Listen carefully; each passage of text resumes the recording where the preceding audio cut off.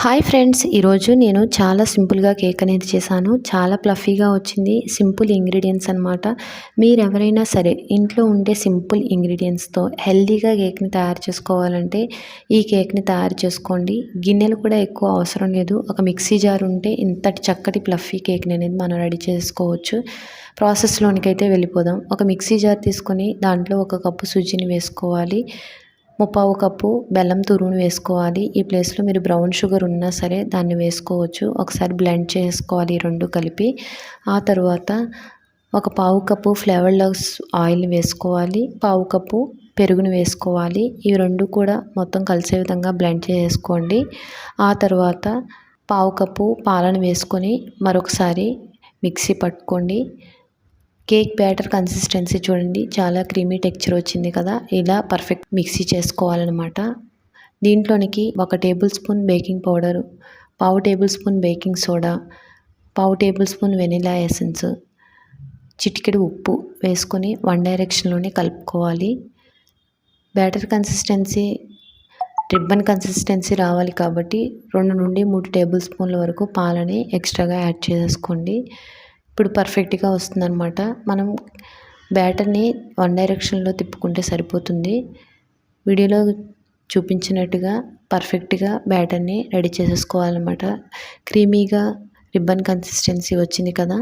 Already మనం cake మౌల్ని ready చేసి పెట్టుకున్న దాంట్లో ఈ బ్యాటర్ని ట్రాన్స్ఫర్ చేసేసుకోవాలి. ఎయిర్ బబుల్స్ ఏమన్నా ఉంటే ఒకసారి ట్యాప్ చేసేసుకోవాలి. ఆ తర్వాత ముందుగా ప్రీహీట్ చేసి పెట్టుకున్న ప్యాన్లోనికి ఈ కేక్ మౌల్ని పెట్టాలన్నమాట. ఆ తర్వాత కేక్ మౌల్కి మూతని కవర్ చేసేసి పైగా ఒక మూతని కవర్ చేసేసి 20 నిమిషాల పాటు మనం లో ఫ్లేమ్లో బేక్ చేసుకోవాలి. 20 నిమిషాల తర్వాత మూత తీసి మనం కేక్ రెడీ అయిందో లేదో చెక్ చేద్దాము. చాలా పర్ఫెక్ట్గా రెడీ అయిందనమాట.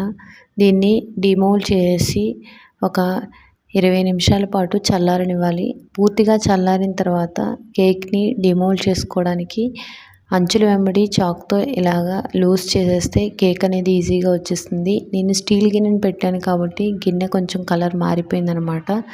కేక్ అనేది చాలా ప్లఫీగా వచ్చింది. దీన్ని లిఫ్ట్ చేసి చూపిస్తాను చూడండి. ఇంత పర్ఫెక్ట్గా కేక్ని మీరు కూడా తయారు చేసుకోవాలంటే ఇదే ఇంగ్రీడియంట్స్ని యూజ్ చేసి ఇదే మెజర్మెంట్స్ని ఫాలో అవ్వండి. పర్ఫెక్ట్గా వస్తుందన్నమాట.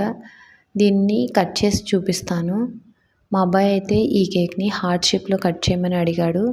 మనకి హార్ట్ షేప్ అవన్నీ కూడా అంతగా ఆర్ట్ అనేది రాదు, కానీ వాళ్ళు అడిగారని చెప్పేసి ఏదో ఒక విధంగా కట్ చేసేసాను హార్ట్ వచ్చేలాగా. ఇలా కట్ చేసేసిన తర్వాత దానిపైన యోగర్ట్ ఇంకా ఫ్రూట్స్ అవన్నీ వేసేసుకొని తనైతే తిన్నాడు. చూడండి, ఇంత పర్ఫెక్ట్గా వచ్చిన కేక్ని మీరు కూడా ట్రై చేసి ఎలా కుదిరిందో కామెంట్ బాక్స్లో మెన్షన్ చేయండి. ఈ వీడియో కనుక నచ్చితే లైక్ చేసి నా ఛానల్ని సబ్స్క్రైబ్ చేసుకోండి. Thanks for watching. Thank you all.